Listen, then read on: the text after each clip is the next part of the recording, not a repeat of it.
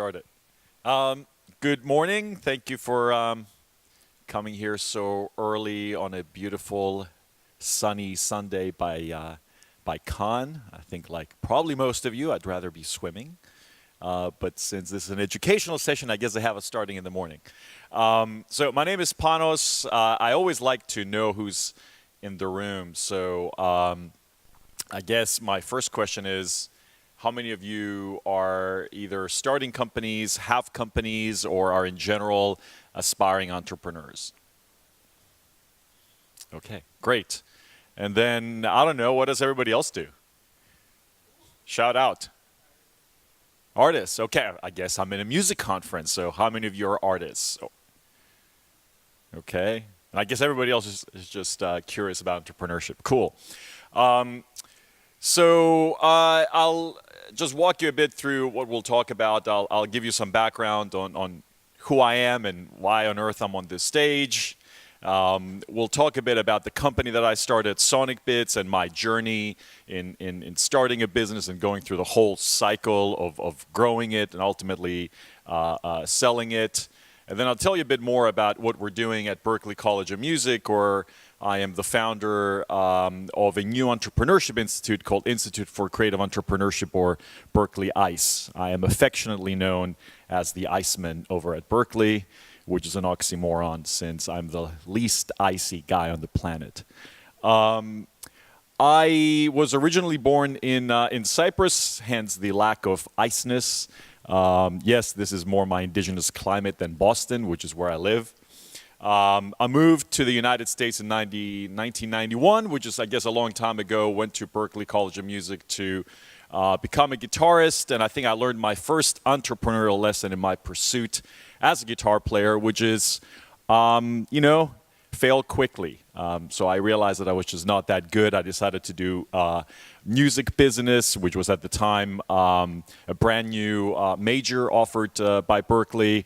And I think I kind of found my calling in doing that. I got through an internship into an agency where I spent my next 7 years booking a lot of well-known jazz artists like Chick Corea and Pat Metheny, as well as people like Leonard Cohen and Patti LaBelle. Got the idea about my company while being a talent agent, which is perhaps another lesson that I have for everybody. In order to get inspired to start something, just go out there, do something. You don't need to feel the pressure to just start, something immediately. I started my company out of my apartment. I'll talk about that in a minute. Grew it to about 600,000 subscribers from 100 different countries, and some 40,000 promoters who actively use the site. Sold it about 2 years ago. And then as of a year and a half, I've been the founding managing director of the Institute for Creative Entrepreneurship, where our fundamental mission is to get our students to approach their careers and to think like entrepreneurs. So it's less so about just starting traditional businesses. Our objective is not to get a bunch of people to start more Spotifys or more Pandoras, but it's more about approaching their career and developing their mindset as a startup owner. Ultimately, every artist today is a startup. The era of employment, if you will, is gone. The era of being employed by a label or having an army of handlers around you is gone, and this provides both opportunities as well as unique challenges. So in terms of my background as a Sonicbits founder, as I mentioned, I was a talent agent for about 7 years, and I had this observation that our economic model was such that unless people were making over $3,000 a night, we just couldn't take them on as a client. Now, if you stop and think about that for a minute, how many artists on this planet actually get to the point where they're making $3,000 or more per show? So I thought, well, where else does everybody go? Most of the people that I went to school with certainly weren't making that kind of money. And conversely, I was getting bombarded with CDs that were coming through the mail to me as an agent from artists who said, look, I want you to represent me. And I felt as good as they were, I wasn't able to take them on as clients. And if you think about it, it's not that it's an issue of greed. The way that talent agents work, they take a commission. even if you book somebody for $2,000 or $3,000, your commission is $200. You know, the amount of work that goes into it, and especially in a very different era where you had to send out a lot of CDs and make a lot of phone calls to book people, your profit was next to nothing. So I thought, you know, here we have a very inefficient economic model, and this was, again, the late 90s, a very different era. So I thought, well, if you can book airline tickets online, and if you can sell books online, why can't you create a marketplace that effectively makes it easy for any band on the planet, regardless of who they are, regardless of what language they speak or what passport they carry, or what connections they have? Why can't they just go and connect with anybody out there who's looking to book them? My philosophy as an agent was always that there is a promoter out there for anybody and everybody. It's just a question of how long does it take you to connect with them and find them, and how expensive is it until you close that deal. So I started doing some research, which I'll talk about in a second. That was quite insightful. But I started the company, unlike a lot of companies today, out of my home apartment. I was young and foolish and had enough credit cards to charge my early expenses. I started with about $50,000 of my own savings, which I had made as an agent, and about $30,000 of credit card bill. I used to call it the credit card roulette. But when I was doing research, I found something interesting, that in the global live music market, over $15 billion was exchanging hands between people who were booking artists and people who were making music, the artists themselves. But interestingly, about 9 or 10% of that went to the top 500 touring bands. The U2s and the Rolling Stones and the Madonnas, and I guess today you'll say the Taylor Swifts. I think Taylor Swift in '99 was probably, I don't know, 6 years old, I have no idea. But then I thought, well, what happens to all the other money? Well, interestingly, it went and still goes to, you know, over 4.5 million bands who perform nightly in clubs and on cruise ships and in small festivals and bars and weddings and casinos and museums and just about everywhere. Music, even in the late 90s, was pretty much ubiquitous. So I thought, okay, well, where do these people go? Who represents them? Where do they go to get gigs? So that was the inspiration behind starting the company, and that was the impetus for me to take what I feel is the biggest step, and it's just closing your eyes and taking a big leap into the unknown and starting a company, which frankly can be quite scary. I went from being an extremely busy person with, you know, even back in that day, getting a lot of emails and a lot of phone calls, and I'll never forget my first day sitting in my home office, opening up my brand new laptop, and having no calls and no emails. And it's just the weirdest thing. But entrepreneurship fundamentally is a creative discipline, which is what we're going to talk about. It is like somebody giving you a nice blank canvas and saying, okay, make something out of it. Oh, and by the way, you only have a couple of colors. So for me, one of the important things of being entrepreneurial is less so about being given a lot of resources, but it's about being resourceful and making the most with what you have around you. I think there's too much emphasis today on how much money can you raise and where are you located and all the stuff that people are giving you. But for me, it's not about the stuff that people give you. It's about being able to observe what you already have and make the most out of that. I often say that entrepreneurship is a bit like cooking. Even if you have the best ingredients on the planet, if you don't know how to cook, doesn't make a difference. You'll still make a crappy meal. But a great chef can make a great meal out of practically, nothing. You can open up your cupboard and say, I don't know, I have some baked beans and some old tomatoes and whatever else, some sea bass, make something. So the other thing is that we focus very specifically on a particular market. We call this an artistic middle class. So we never, ever, ever went after artists who were signed with labels. We never tried to do deals with record labels. We specifically focused on a very targeted market. And for me, that's another very important lesson, which is the more focused you are, the best chances you have of really understanding who this customer is. I'm going to skip. I did say I was going to cover it in less than 15 minutes, which is always funny, talking about 13 years in a very short period of time. And this is a danger sometimes about talking about entrepreneurship. It's almost like a caricature of what happens. It doesn't sound like easy, that easy. It's not as easy as it often sounds. But the company has grown quite a bit. It's now the standard platform in many ways for bands to connect with music promoters. As I mentioned, I sold it about 2 years ago in January of 2013. At the end of this, when we have our question and answer, you can always ask me, why the hell did you sell your company? It always depends on the audience. In America, everybody's like, ooh. In Europe, is like, really? You did that? I am from Europe, as I mentioned. So when I sold my company, all my American friends were sending me congratulations texts. And all my European friends were saying, are you okay? And I think it's just a very different cultural approach to assets. Americans build assets to sell them. They buy homes to sell them. I'm from Europe. You build your house and you stay there for the rest of your life. So you have a very, very different relationship to the stuff that you ultimately build. And maybe the thing that I'm the proudest of is that the company has contributed to over 1 million gigs getting booked since I started it. And that's a boatload of artists getting in front of brand new audiences. And that's another thing that you need to keep in mind. I feel that in order to motivate people around you, it's important that you have a specific mission. So I never started a company because I was interested in making a ton of money.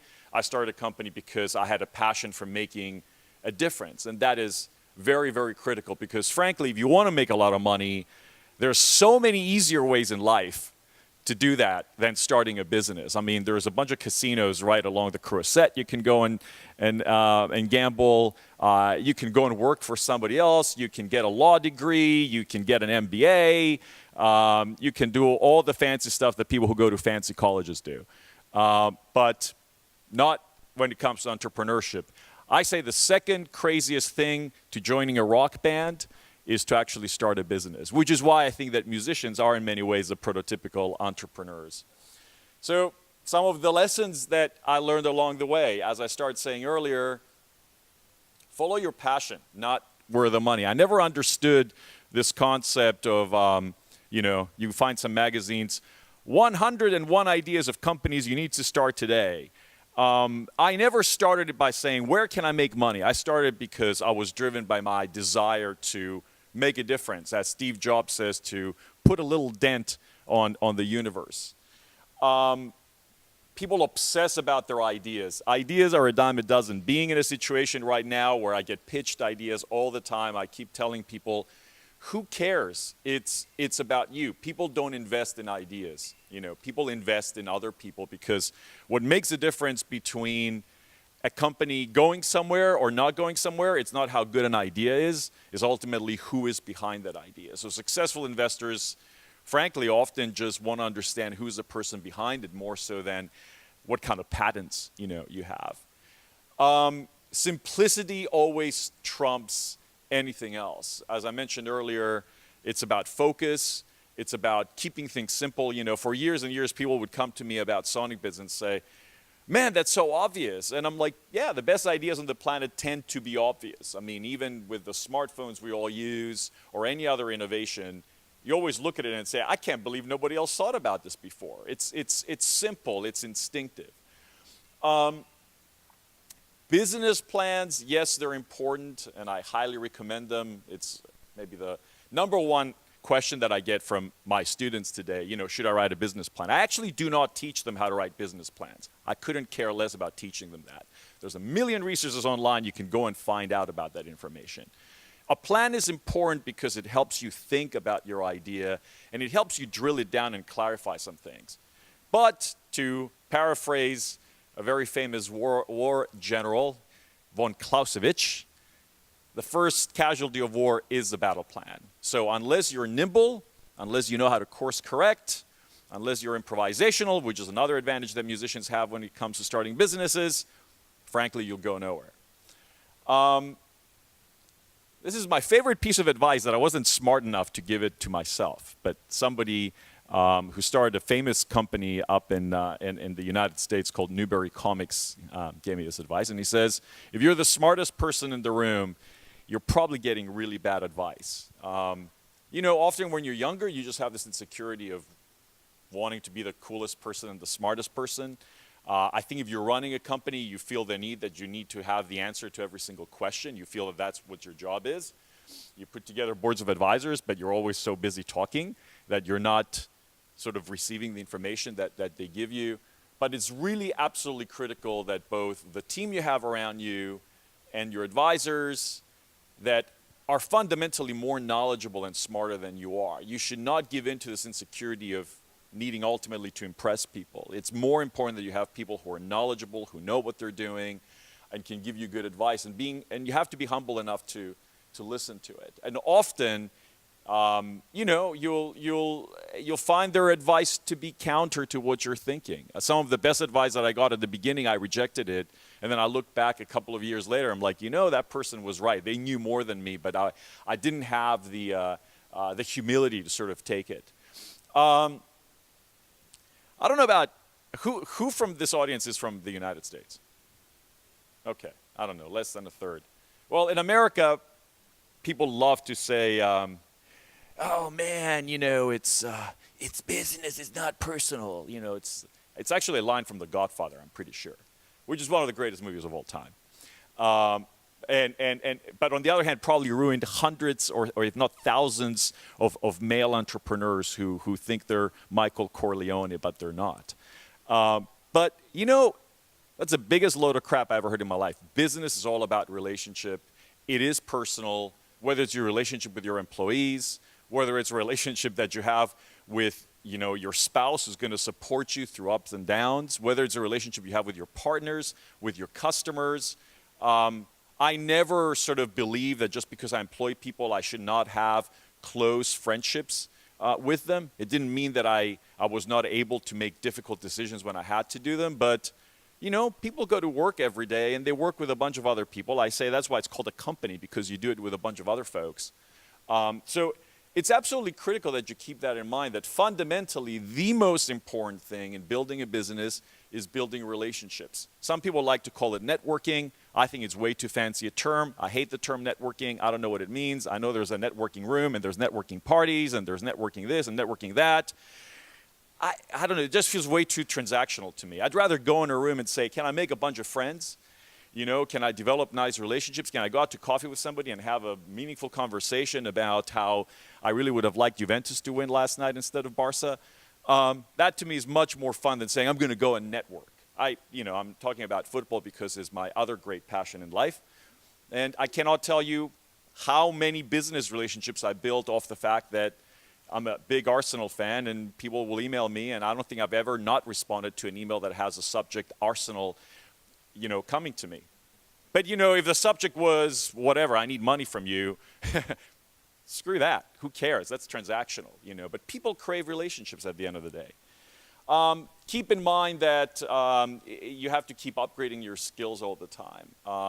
One of the reasons why I decided to start an institute in an academic institution rather than another business is because I like to be out of my element. I like to be a bit naive. Naivete will lead you often to insights. But if you bring your biases, if you always rely on the instincts that got you somewhere, chances are you won't go anywhere new. I mean, it's such an intuitive thing if you think about it. Like, why is it that your prior knowledge is a precursor to where you want to go? It's always important that you keep learning something more and that you keep realizing that those instincts that served you very well in a different environment won't serve you well in the new environment that you're in. I mean, think about it. If you move to another country and you don't bother to learn the language, if you don't bother to learn the culture, if you don't bother to learn how people eat, you will always be an outsider. And chances are you will fail. You will get rejected living there because you will always be an outsider. So one of the best things that ever happened to me was moving from a very small country to a very large one. I mean, my entire country is about 700,000 people, which is about a third of the people that live in the city of Boston. And when I moved to America, I knew one person in a country of 320 million. That was me. So, you have to develop new instincts to be successful. And my last piece of advice is, when you're not enjoying what you do, I'm not saying the first time you encounter this, but after a while, if it's just not fun, move on or change something. You won't inspire people. You won't, frankly, be able to do anything meaningful unless you fundamentally love what you do. So this brings me to my next stage in what I'm doing right now, which is running the Institute for Creative Entrepreneurship at Berkeley, which is something that I would say I co-conspired in creating with the president of the college. But one of the fundamental questions I had to answer was, so can you teach this stuff? Is entrepreneurship something that can be taught? And admittedly, if you asked me about 3 or 4 years ago, I would have said two things. Screw that being in an academic institution. I don't know what the hell academics know. You should be out there doing things. And two, no, of course you cannot teach entrepreneurship. You're just born with it, man. But, you know, I quickly sort of came to the realization of two things. If we believe we can teach almost any other skill in life, and entrepreneurship for me is not a trait. It's not. I have come to believe that it's not something that you're just born with. You know, maybe some people have more of that gene because they came from a family of entrepreneurs. Very much like some people have the music gene, or some people have the artistic gene, or the math gene, fine. But fundamentally, it is a skill. And a skill is not something you're born with. A skill is something that you develop. So I started thinking, well, if we feel we can teach any skill and develop any skill, swing a racket, write a song, become an improviser, okay, maybe you're not going to necessarily become the next Roger Federer. Maybe you're not going to become the next John Lennon. Maybe you're not going to become the next Sonny Rollins. But everybody can become better. I mean, maybe you're not going to coach somebody to become Usain Bolt, but everybody can be coached to become faster. It's very, very simple. So this is an impetus for me to say, okay, we're faced with a very different industry today. At Berkeley, we graduate 1,000 new students every year. I mean, this is 1,000 of what I feel are the world's most creative young people going out there in the world. But up until today, we don't bother teaching them anything other than the sheer musical knowledge that they need to have. And I thought, well, that's insane. You know, that's sending a bunch of young people into a new world without the fundamental skills they need to be able to develop meaningful careers. And one of my important jobs is not so much to get them, as I mentioned, to start companies, but it's broaden their perspective of what they can do with a music degree. And I will elaborate that in a minute, but first I want to show you this short video in terms of what we... As an institution, we owe it to our graduates to give them not just the tools to be amazing performers or producers or sound designers, we also need to give them the corresponding tools to develop successful careers in a way that they define it. The Institute for Creative Entrepreneurship, which we call ICE, is an effort to encourage our students to both start enterprises, but also go beyond that and see themselves as artists, musicians, as an entrepreneur. It's trying to impart that entrepreneurship is not just management techniques, it's not business plans, it is a mindset. When I look at the instincts that make a successful musician, they tend to be good listening skills, good collaboration skills. Well, these are the same instincts that make successful entrepreneurs.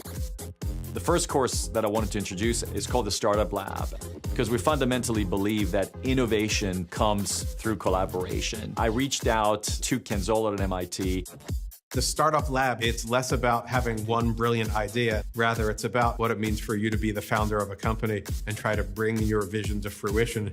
This is a prototype of the Power Mode. It's going to bring as many controls of a software synthesizer to your fingers as possible. It's going to strap onto your arm like this, and based on what buttons you press together at one time, you can get any pitch.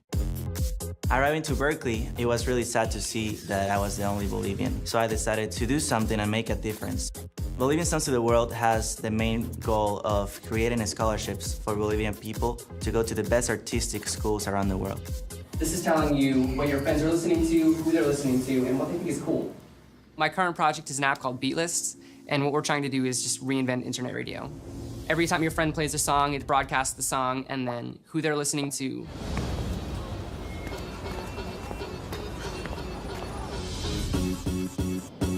way that we like to go about teaching entrepreneurship here is similar to the way that people are learning a musical instrument. Practical application, and the second part is observation of other people doing it. We've selected 4 startups from the greater Boston area. These are companies that are all within the music space, but they're facing unique challenges. We work with the founders directly to do market research, to do product development, depending on what the goals of each business are. And it's one of the only opportunities at Berklee that really allows you to do that. I'm working with Sonation. We are coming up with ideas for their first singer application.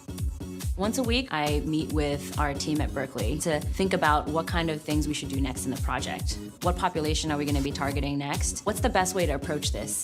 They are our teammates. There's really no difference between the executive team and the Berklee students. So I think that gives them a very unique perspective of what it means to start a company and how stuff really gets done. Hey guys, big round of applause. Music can be a catalyst for new disruptive ideas to emerge, whether those ideas are applied onto the creative or music space or whether those ideas are exported into other fields. No matter what major you're from or what path of life that you're going towards, a good base of entrepreneurial knowledge can help you turn your ideas into reality. We're talking to the most incredible, influential, smartest people that we've ever seen. We're getting all the most crucial information about the industry. We're getting the most unbelievable opportunities. It makes me want to work my butt off. Part of what makes Berklee so special is that we have 4,500 amazingly creative people that have come from all parts of the world, and within them they carry this unique voice that we want to help them express and hone and refine so they can go out there and develop their career in whichever way they choose and hopefully make a difference in the world. And that's what we aim to do with BerkleeICE. So, you know, in terms of the way that we approach our methodology, I thought to myself, okay, how do you teach entrepreneurship to a bunch of people who came to study contemporary music? And how do you differentiate what we do from everybody else? I mean, will you teach entrepreneurship in a music college the same way that you would teach it at a Harvard or an MIT or a London School of Economics? And I felt that if we approach it by using the vocabulary that you use in those colleges, then chances are it will be rejected. You know, most kids at Berklee say, dude, business is my dad's job. It's not mine. Now, it's easy to have that point of view when you're 19, but you soon know by the time you're 23 and you're supposed to go and get a job that, no, you have to bother to learn a few of those skills. So we approached it from the standpoint that in many ways, the pedagogy we developed, which is a jazz heritage, right? Berklee was founded exactly 70 years ago, actually, on this very basic principle that it would teach the music of the day rather than teaching people the music of yesterday.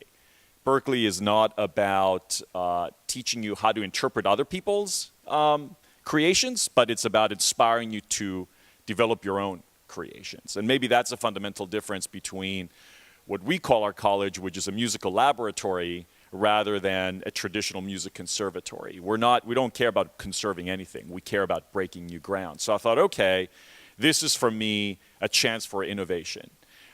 So we borrow from that jazz pedagogy, and we fundamentally believe that your jazz education actually prepares you well to be an entrepreneur. So what the hell do I mean?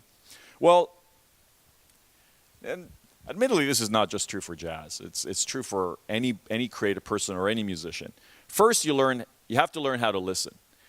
It's impossible to play music unless you're great at paying attention to what everybody else is doing. I think we put too much emphasis today on presentation skills and talking skills and sales skills, but we don't pay enough attention to actually becoming good listeners. I say there's too much broadcasting in the world and not enough receiving, but musicians know that they cannot create unless they become really good listeners first. And entrepreneurs cannot create unless they become first great anthropologists, unless they become great observers. Music is fundamentally a collaborative discipline. You got a bit from that video. that part of our methodology is by bringing students together from different universities to collaborate on projects. Because the first thing you'll encounter as an entrepreneur is the need to go and reach out to people who have different skills than you, whether they're designers, whether they're engineers, whether they're finance people, it doesn't matter, right?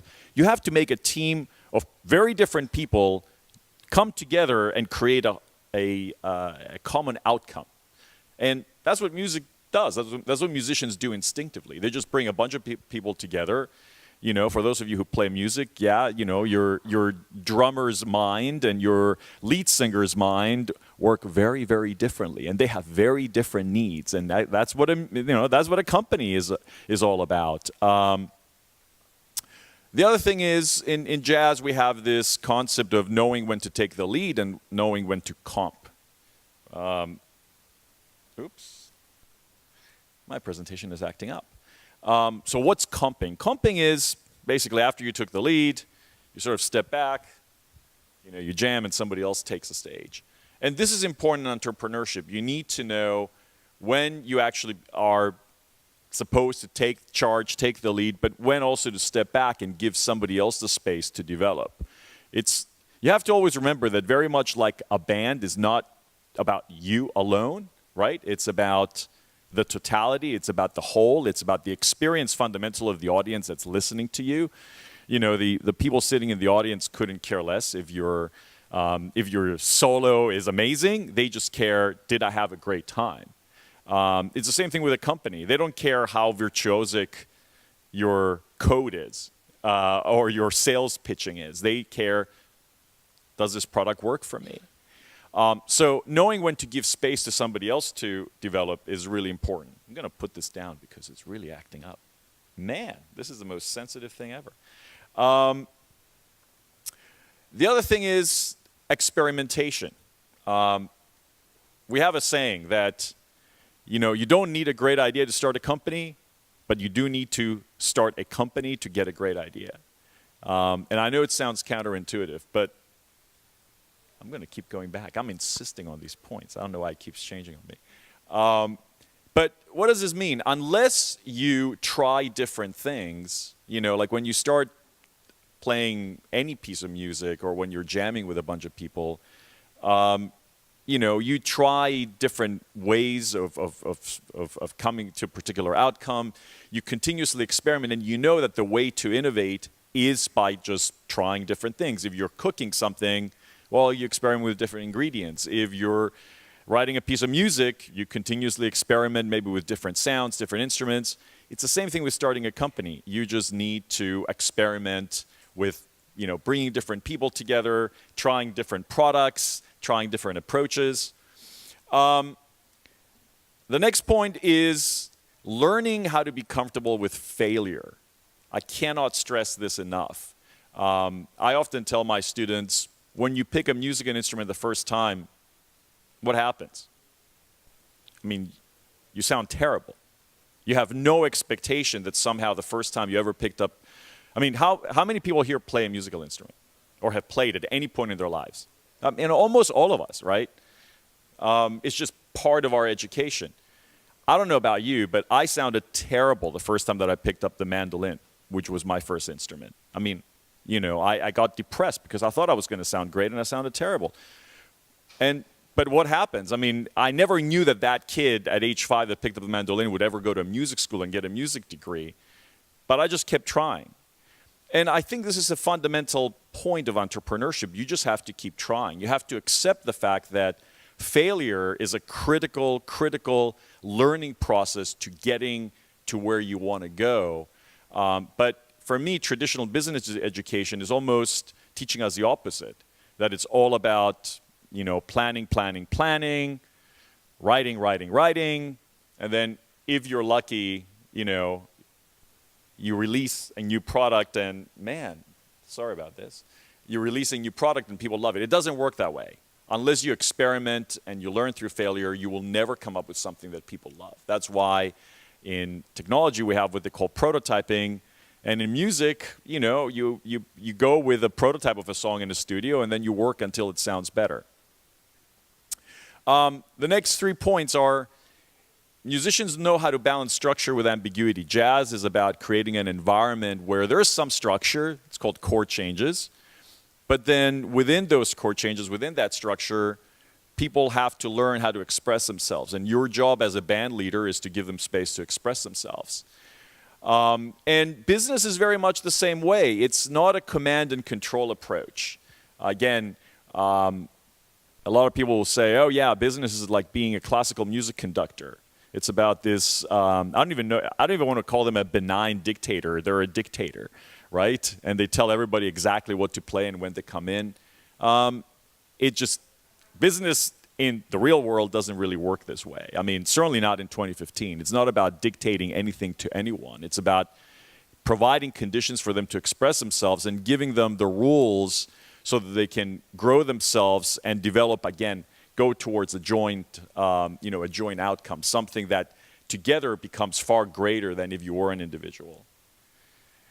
This presentation is more stubborn than I am, but I will keep trying. I have no idea what's wrong with this thing, but I want to throw it right now. I'll talk about quickly improvisation, which is what I'm doing right now. I'm improvising since my presentation won't. I'm a stubborn person. You will find this out, which is another point about being an entrepreneur. You have to be stubborn. Learning how to improvise is critical. You know, stuff happens, like being on a stage presenting to, 30, 40 people and your presentation going bananas, but it has a mind of its own.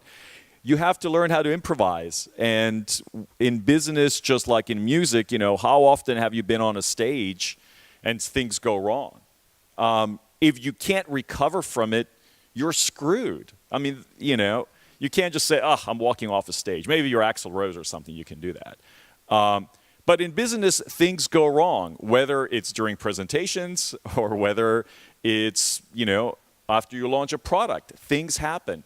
Having the mindset of adaptability and being nimble and learning how to course correct is absolutely fundamentally critical.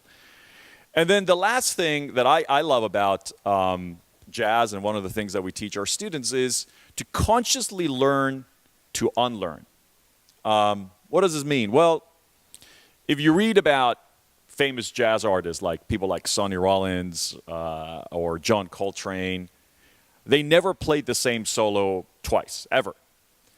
But it was a process that they had to go through, a mental process that forced them to sort of forget what they did and approach that song every single time as if it was new. And this goes back to my earlier point about business, that it's really important to approach every situation with a fresh set of eyes and sort of go through a process where you train yourself to forget what you know and approach it like a newborn. Maybe some of you will call it a Zen state of mind or whatever. But one of the things that I brought when I started the Institute at Berkeley was the fact that I liked that I was a complete foreigner to this situation. I knew nothing about academia. I knew nothing about building a curriculum. I knew nothing about building research centers. I knew nothing about teaching people how to be an entrepreneur. I mean, just because you're one, it doesn't mean you know how to teach how to be one. As a matter of fact, what I discovered is that in most colleges, most of the people that teach entrepreneurship are actually not entrepreneurs. I have my own point of view about that. But it doesn't matter. There's something about approaching a situation with a brand new set of eyes that gives you the chance of getting insights. And more importantly, it forces you to do that first thing that I talked about. It forces you to listen. So I'll end, since my presentation is really in a rush to go to the last slide, with a couple of things. So what do we do at Berkeley? Well, we developed 3 different areas. One is learning, or what we call curriculum. We're introducing new classes, both online and offline. We're introducing what they call MOOCs, or massive open online courses that are free for anyone to take. Okay. I'll keep going. We have lectures where we bring different, again, part of what we're trying to do is to broaden students' mindset of what is an entrepreneur. So we deliberately, yeah, I'm almost done. It's okay. See, I do have a temper because I'm Greek, but I'm keeping it under control. We're bringing different speakers in, and in a funny way, we're bringing people who are not necessarily practicing musicians, but have a music background.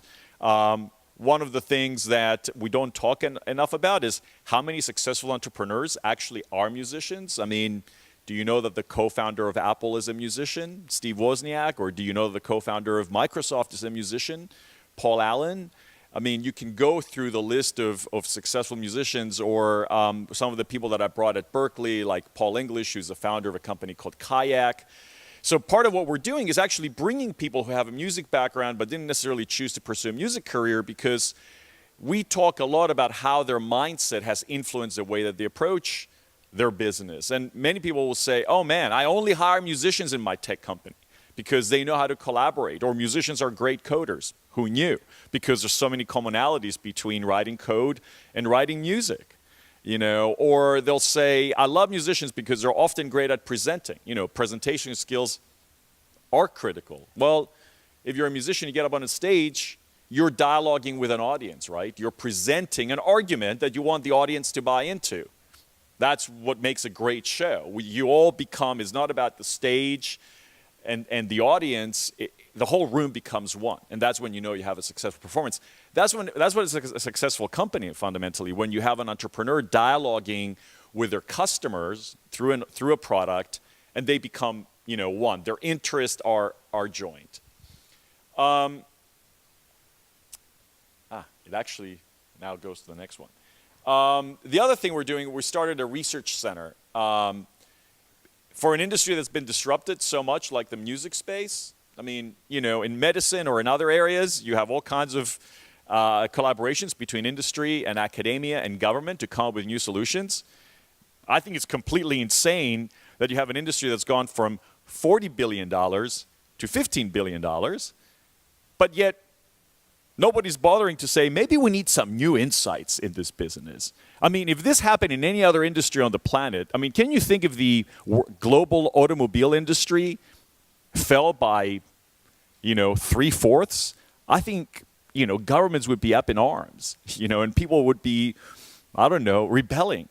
But somehow, as creatives, we just accepted that that's our fate. That's baloney, okay?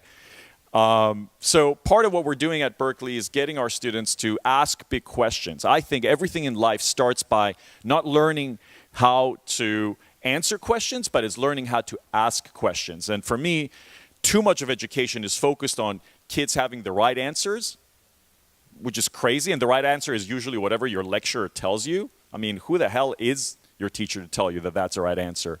But we don't train people how to ask good questions. And the older I get in life, the more I realize that the most difficult thing is to learn how to ask good questions. I still haven't figured that out, to be honest with you.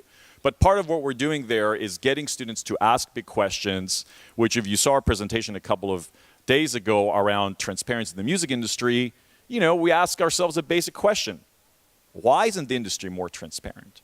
Why is it that you can't see the flow of money from somebody who just bought a streaming, you know, subscription all the way to the person who created the content that streaming customer is consuming? Why? I mean, you know, in the presentation, I gave an example that I took an Uber ride from Cannes to Sophia Antipolis, and I have my Amex stored in you know, the Uber app.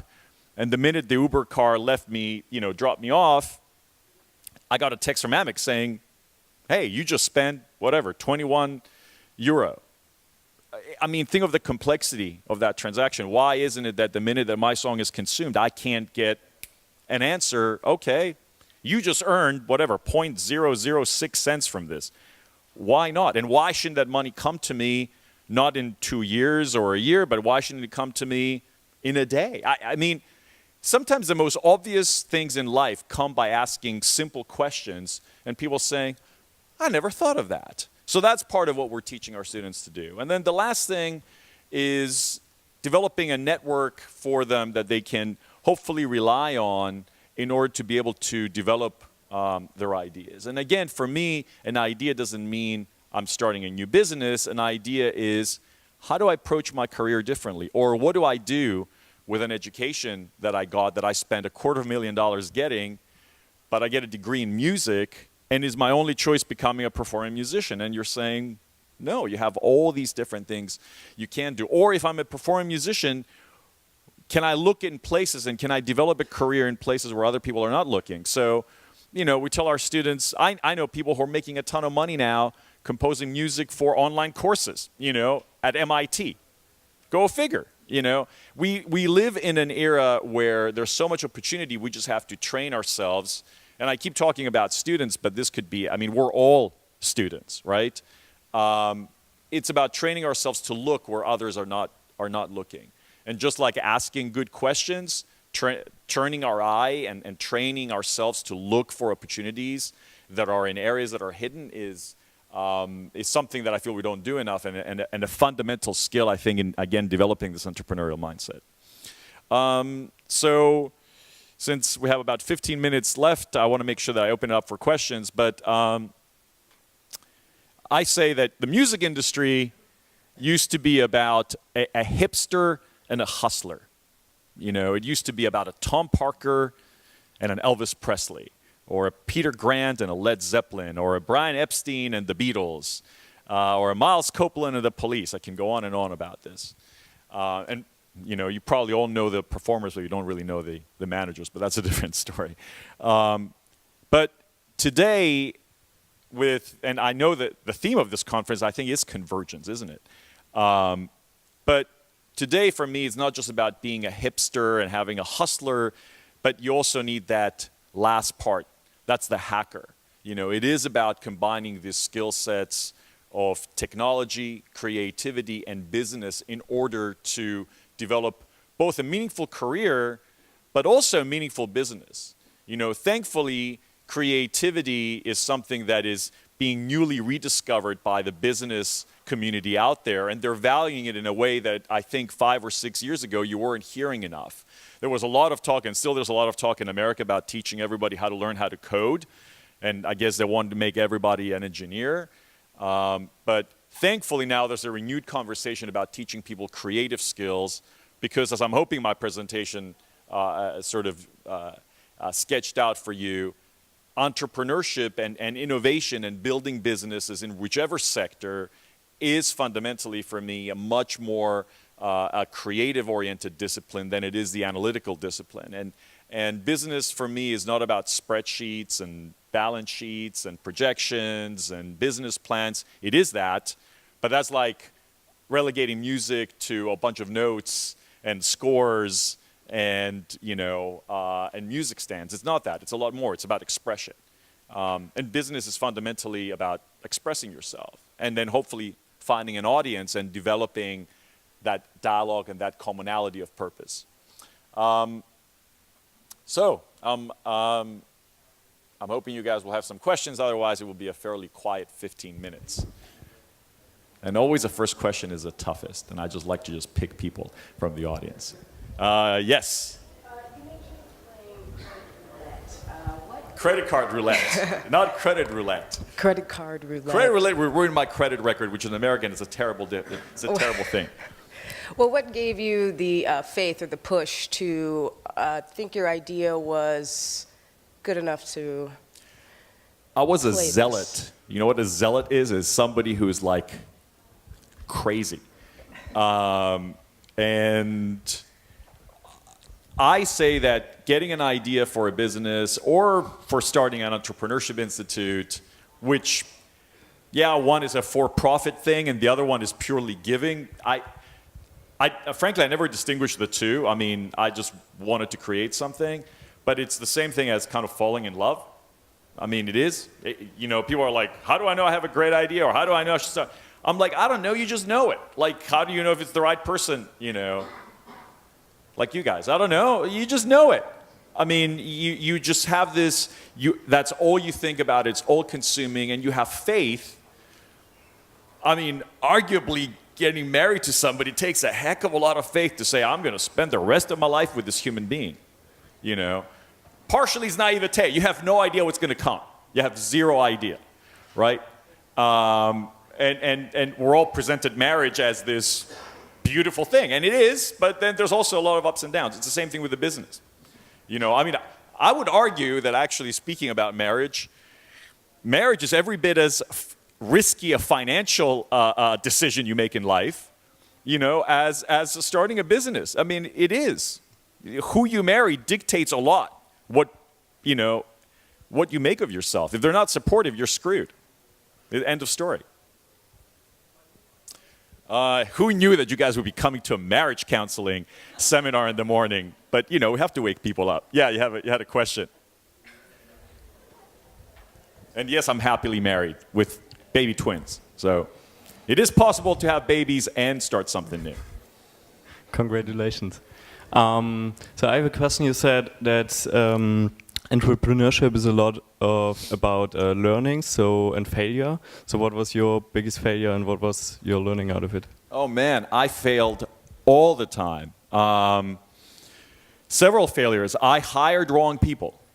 I would say we often, when you start businesses, everybody worries about, is my pricing right? Is my product right? Is there a customer out there? You worry about all this external stuff. But in a funny way, and I've looked a lot at the way that business is being taught in business schools, and there's so little emphasis on what is the one thing that can completely kill a business, and that is the people aspect.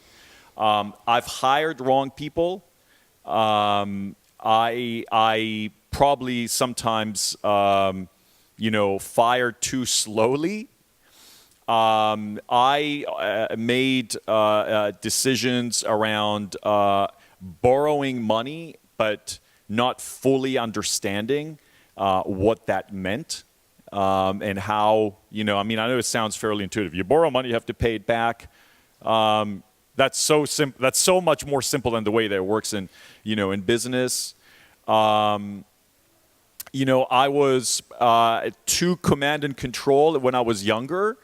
A lot of the lessons that I've described there are basically lessons that I've learned because I made those mistakes. I was the kid who was focused on being the smartest one in the room. And I think maybe at times I was too hard on myself around failure. So I've made, a ton of mistakes. But I would say my biggest mistakes were around people. And it wasn't necessarily their fault. I hired sometimes too fast. Or I wasn't as good a manager as I could have been. So again, maybe the flip side of a lot of those lessons are you can take that. The opposite side of that coin is mistakes that I certainly made.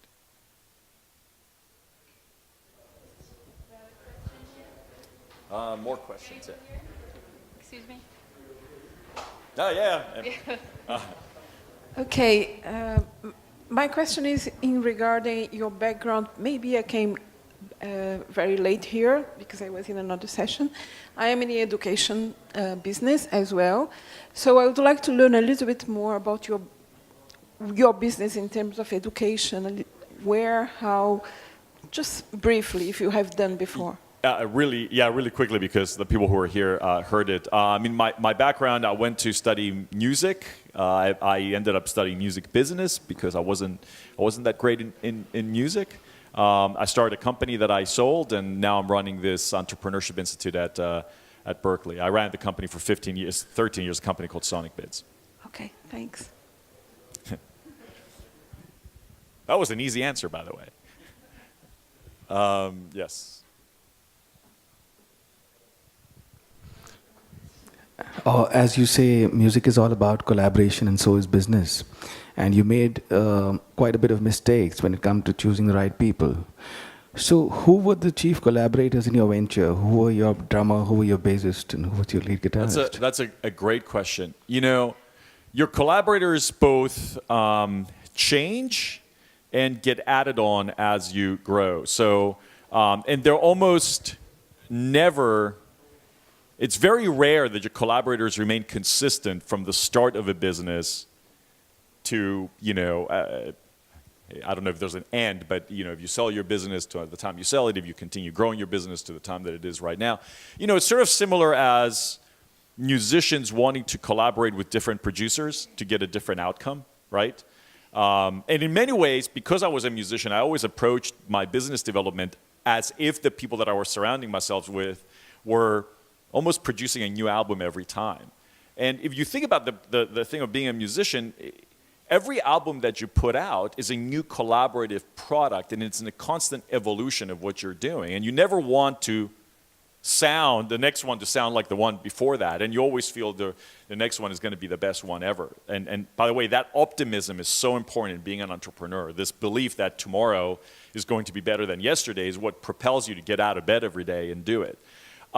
My early collaborators were, I mean, I'm not going to go through names, but in the beginning, I needed somebody who could help me think through my idea. So it was a guy called Mitch who had an MBA, and I didn't. So I thought I needed somebody to help me sort of develop a particular structure. This person had a network of investors, which at the time I didn't. Though I was, on the other hand, the sales guy, so I was able to sell those people later on. I mean, I mentioned I started my company with my own savings, but over the years, I ended up raising some money at the beginning, and then I raised venture capital money 7 years after I started the company. So I actually waited for quite some time. So then your venture capitalists do become your collaborators.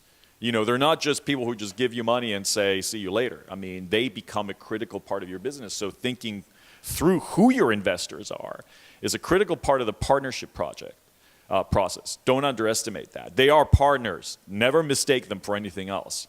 And then my wife was a chief collaborator, both at home and at work. She became my head of marketing, but also at home, she was maybe my most important collaborator. And it's something I didn't get around to talking, but never underestimate the importance of building an informal network of advisors. To me, they're much more important than your formal advisors. Formal advisors are a bunch of names you put up when you're raising money and, oh, so-and-so is my advisor, and maybe they're impressive. But the people that you can go to that can give you advice when you're in a time of need, and knowing who those people are is so very, very important. So don't underestimate the personal element, as I mentioned in one of my slides about business being personal. Don't underestimate the personal part of business. Sometimes your best advisor could be your brother, your sister, your wife, your mom, your dad, because they have an ability. And as a matter of fact, I often find that the less people know about what you do, the more clearer they can become about helping you make good decisions, because they don't have all the noise around them. They see exactly what's good for you. Yeah. Oh, hi, yeah. It's interesting what you're saying. I really enjoy what you're telling us. In terms of the current record market, I've asked this question a few times. I've just worked on an album for 1.5 years. It's like a Beatles, Bowie, ELO revisited, a bit like Pharrell Williams has done with Smokey Robinson, etc. It's a lot of work, real pianos, real guitars, real drums, real strings. It's amazing. And I almost don't want to release it because a friend of mine put a thing out one December. He had a Google alert on it, and 10 days later there were 30 pirate sites had it. If you were to release an album between now and the end of the year, how would you do it? Can anyone release? Does the word release mean anything anymore? And if so, how would you do it? Oh man, that's a good question. I mean, my feeling is the sooner you get it out there, the better. I mean, what's an album? For me, it's a product that is meant to find an audience. No different, frankly, than any other business product that you put out there. Now, I don't want to in any way downplay the artistic component of music. Yeah. But if you're looking at pursuing music as a career that's going to generate money, then I'm of the belief, get the damn thing out there and use it. Don't be so obsessed about it being perfect. I talked earlier about not being overly concerned about perfection and experimentation.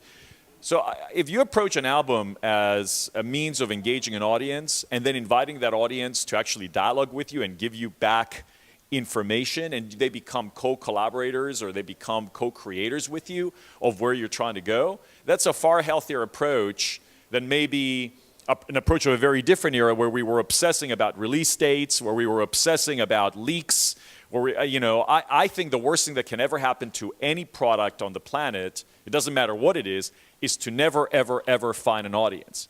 I'm one of those people that feels if a product finds an audience, and there are studies, by the way, around piracy, but if people are going crazy consuming something, there just has to be a way to make money.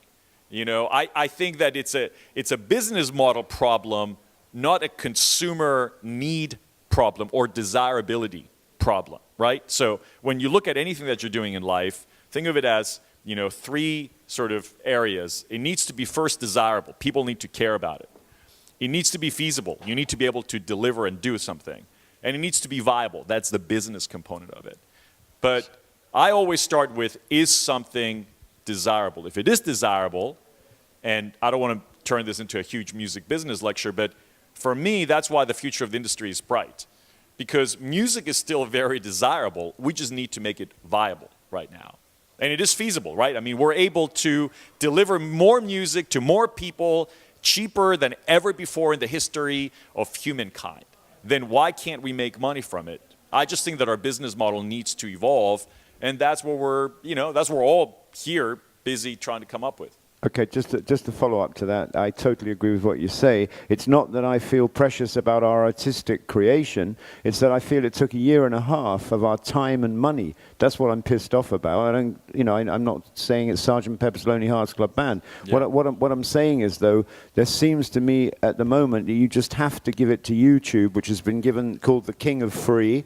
You'll get nothing much for it. Why would anyone buy it? I mean, I'm just saying, have you got any answers? It sounds like what you're saying is, we've got to do what another person said, which was Taylor Swift's mother making cupcakes for fans. Whole thing. We can't be above the crowd anymore. We have to be in the crowd. Would you say that was a fair? I think that's an individual choice, but maybe I'll use this example. When I started a company, or when I give, like people who speak here don't get paid, right?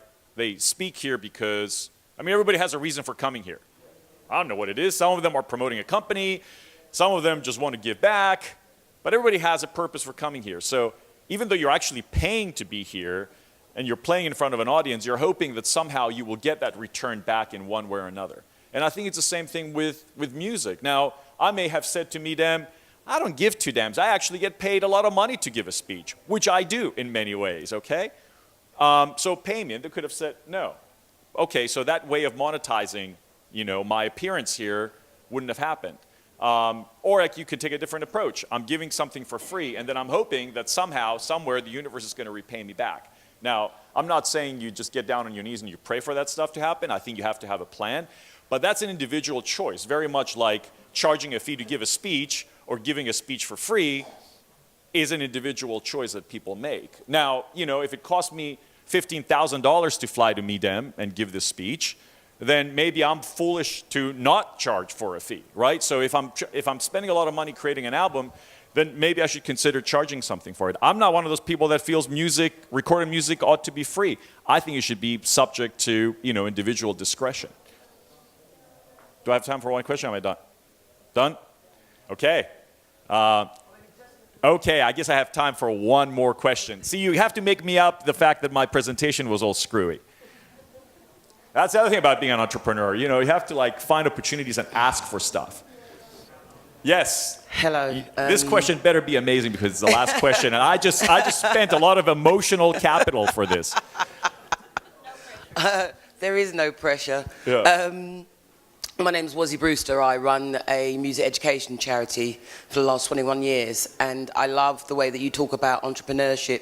It is an individual choice what you do, and the man who's releasing, put music out, because at the end of the day, BPI does piracy, and if you believe in your product, go forth, and hopefully you'll get a return within that. But my question to you is, do you feel that now along your journey, in terms of what you've done, that you're fulfilling your purpose? Oh, yeah. I think that we didn't talk enough about passion and purpose. I think this is critical.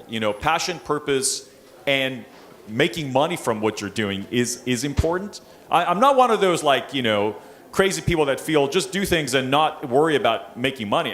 We all pay our bills with money. But purpose is absolutely critical.